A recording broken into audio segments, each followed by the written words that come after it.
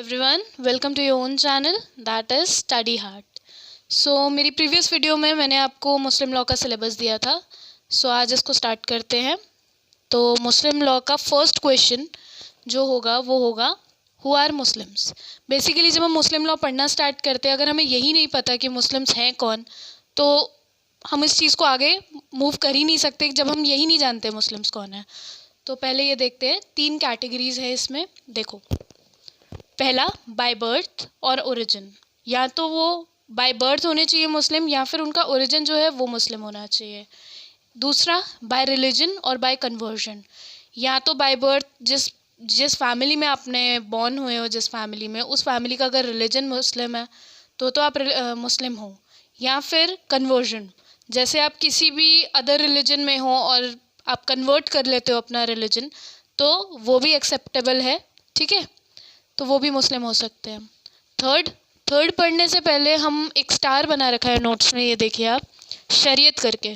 तो शरीयत जो है उसमें क्या बोलते हैं, शरीयत बेसिकली एक कोडिफाइड लॉ है जो हर मुस्लिम फॉलो करता है।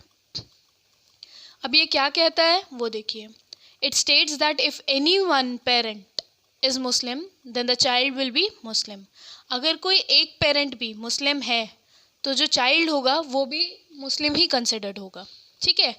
अब आते हैं हम हमारे थर्ड पॉइंट पे, ठीक है। According to Shariat, even if one of the parent is Muslim the child will be Muslim. ये जो डेफिनेशन थी शरीयत की, ये वही मैंने ऊपर लिख के आपको एक्सप्लेन करी हुई है। It has been seen under Hindu law if one of the parent is a Hindu and the another is Muslim, and if the child is brought up as a Hindu the child will be Hindu। अब देखो, Hindu law हमने पढ़ा था, ठीक है, उसमें क्या बोलते हैं, उसमें बोलते हैं अगर एक पेरेंट भी हिंदू है और अगर चाइल्ड जो है, उनका जो बच्चा है, उसकी जो अपब्रिंगिंग है वो भी एज अ हिंदू करी गई है, तो जो बच्चा है वो हिंदू ही होगा। लेकिन शरीयत में ऐसा नहीं है। मुस्लिम लॉ में जो शरीयत है, जो उनका कोडिफाइड लॉ है, जो हर मुस्लिम फॉलो करता है, उसमें कहा गया है कि दोनों पेरेंट्स में से अगर एक पेरेंट भी मुस्लिम है तो चाइल्ड भी मुस्लिम ही होगा। और शरीयत कब आया था? शरीयत आया था 7 अक्टूबर 1937 में, ठीक है। अब आगे बढ़ते हैं। अब आते हैं सोर्सेज ऑफ मुस्लिम लॉ। पहला है कुरान। ये जो ब्रैकेट में लिखा है, considered as the basis of their law, ठीक है, ये अगर आप लिखना चाहो तो लिख सकते हो, बस बेसिक नॉलेज के लिए लिखा था मैंने। तो कुरान, दूसरा हादिस, ट्रेडिशंस ऑफ प्रॉफिट, तीसरा ijma, consensus of the founder of law और ऑफ द कम्युनिटी, ठीक है। फिर आता है कियास, कलेक्शन ऑफ रूल्स और principle deduced by the method, okay. अब आता है नेक्स्ट टॉपिक पे, जो बेसिकली हमें एक प्रॉपर इंट्रो देता है मुस्लिम लॉ का। Muslim law is a divine law as oppose to man which are pass by legislature. Basically Muslim law जो है वो एक डिवाइन लॉ है जो मैन मेड लॉ को अपोज करता है, जो लेजिस्लेचर ने पास किया है, ठीक है। Concept of oneness of God unlike Hindus which believe in plurality of gods. अब देखो, हिंदू रिलीजन में काफ़ी सारे भगवानों को मान्यता दी जाती है। हिंदू रिलीजन में जितने भी भगवान हैं उन सबको माना जाता है, बहुत सारे भगवान हैं, ठीक है। लेकिन जो मुस्लिम्स हैं वो एक ही गॉड में बिलीव करते हैं, दैट इज़ अल्लाह। तो इसीलिए इन लोगों ने कहा है कि concept of oneness of God is unlike Hindus which believes in plurality of God, ठीक है। Muslim believes that Muhammad was the last prophet sent by God, Allah, and Quran is the only revealed book of Allah। अब मुस्लिम क्या believe करते हैं? वो believe करते हैं कि मोहम्मद जो थे वो लास्ट प्रॉफिट थे जिनको अल्लाह ने भेजा था, और कुरान जो है वो एक आखिरी किताब है, या वो सिर्फ एक किताब है जो रिवील करती है कि अल्लाह क्या कहना चाहते हैं, ठीक है। अब आते हैं हम नेक्स्ट पॉइंट पे। Muslims acknowledge religious preachers and leaders after Muhammad, but they were not considered prophets।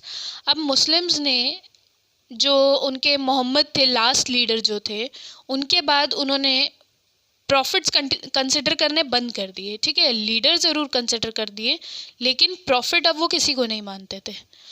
Islamic society was not divided on the basis of caste like Hindu society, and everyone was considered as an equal in the eyes of God. अब इसमें Hindu religion और Islamic religion जो है society है उसके बीच में difference है कि इस्लामिक सोसाइटी में कास्ट सिस्टम नहीं है एज हिंदू सोसाइटी में है। मुस्लिम्स जो हैं, इस्लामिक सोसाइटी जो होती है उसमें सबको एक ही आंखों से देखा जाता है, भगवान सबको एक ही तरीके से देखते हैं, कोई कास्ट का डिफरेंस नहीं है। तो इस पैराग्राफ में ये कह रहा है, ठीक है। अब आते हैं हम Arabic society before the revelations of prophet Mohammed. तो फर्स्ट पॉइंट इसका ये होगा, the society was governed by custom and usages which varied from tribe to tribe. The disputes were referred to the chief of the tribe. अब देखो इस society में क्या था, ये जो सोसाइटी थी, मोहम्मदन सोसाइटी जो थी, उसमें कस्टम्स और यूजेजेस जो होते थे उनके, उसके बेस पे गवर्न होती थी। Which varied from tribe to tribe, हर ट्राइब का अपना कस्टम होता था। This dispute were referred to the chief of tribe, ठीक है। और चीफ ऑफ ट्राइब जो होता था उसके पास ये रेफर कर दिए जाते थे कि वो सॉर्ट करेंगे। अब आते हैं नेक्स्ट पॉइंट पे, but the most practice were affected by corruption, status of women was very low, gambling, barbarism were substantial problems. अब इसमें क्या था कि जब वो चीफ के पास जाते थे अपनी प्रॉब्लम्स लेके, तो उन सब चीज़ों से भी क्या हो रहा था, करप्शन हो रहा था, वुमेन का स्टेटस बहुत लो था, गैम्बलिंग वगैरह बहुत सारी और भी प्रॉब्लम्स थी, ठीक है। नेक्स्ट पॉइंट पे आते हैं, इस्लाम reformed all this substantially so much that the Arabs called the period prior to Prophet Muhammad as the Ayyam Jahiliya, that is the period of ignorance, wilderness और savagery। अब देखो इसको याद रखने का तरीका, अय्यम इल जहिलिया, जाहिलिया से मतलब आप ले सकते हो, कंसिडर कर सकते हो जाहिल। जाहिल किसे बोला जाता है, जिन्हें बिल्कुल अकल नहीं होती है, तो उस चीज़ से आप इसको याद कर सकते हो। तो इस्लाम रिफॉर्म्ड ऑल द सब्सटैंशियली। अब इसमें क्लियरली बोला गया है प्रॉफिट मोहम्मद के आने से पहले का जो पीरियड था उस पीरियड को नाम दे दिया गया Ayyam il Jahiliya, that is the period of ignorance, ठीक है, वाइल्डनेस एंड सेवेजरी, ठीक। तो ये इजी याद हो जाएगा इससे। अब प्रॉफिट मोहम्मद के बारे में थोड़ा जानते हैं। Prophet Mohammed born in 571 AD was raised by grandfather Abdul Muttalib after death of mother and father, ठीक है। ये 571 AD में बॉर्न हुए थे, ग्रैंडफादर जो थे उनके पास, क्योंकि इनकी मदर और फादर की डेथ हो गई थी। First wife was Khadija, third wife was Alisha, daughter of Abu Bakr. पहली वाइफ का नाम जो था वो खदीजा था, जो थर्ड वाइफ थी वो अलीशा थी, किसकी डॉटर थी, वो थी अबू बकर की डॉटर। अब ये जो अंडरलाइन किए हैं वो मेन पॉइंट्स है, तो उसको आप याद रखो, क्योंकि ये वाले नाम जो है ये आगे आएंगे और इनका काफ़ी ज़्यादा इम्पोर्टेंस है आगे। सो नेक्स्ट पॉइंट है हमारा, profits daughter Fatima married Ali. Profit की जो डॉटर थी फातिमा, उसकी शादी किससे हुई थी, अली। और अली कौन था, प्रॉफिट का कज़न था, ठीक है। At age 40 when he was meditating in a cave called Hira, he received his first revelation from God, which was communicated to him by Gabriel, angel of revelation।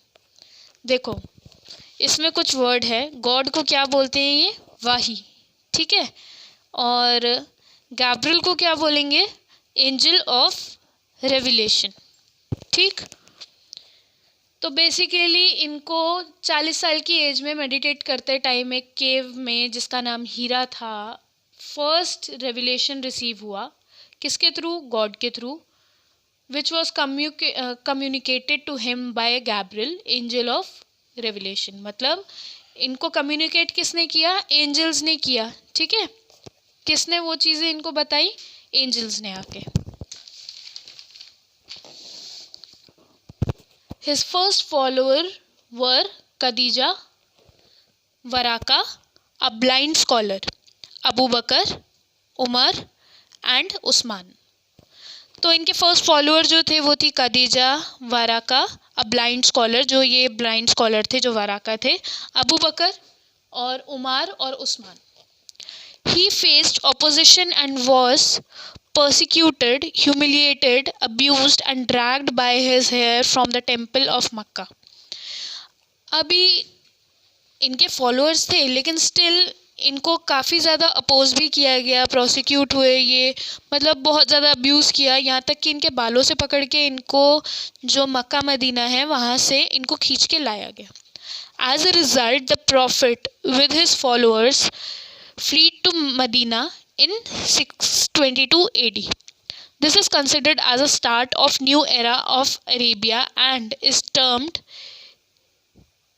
Hijrah, that is migration, because at Medina he formed a political group called Ummah, and later there was a war between the supporters and opposers of Muhammad, in which Muhammad emerged triumphant and become the supreme religious and political ruler of Arabia. And later many tribes joined the kingdom. अब हुआ क्या? इनको घसीटा गया मक्का से. उसके बाद जो प्रॉफिट थे वो मदीना आ गए 622 AD में. फिर क्या हुआ? यहाँ से एक नए एरा की शुरुआत हुई अरेबिया के, जिसे हिजरा कहा गया.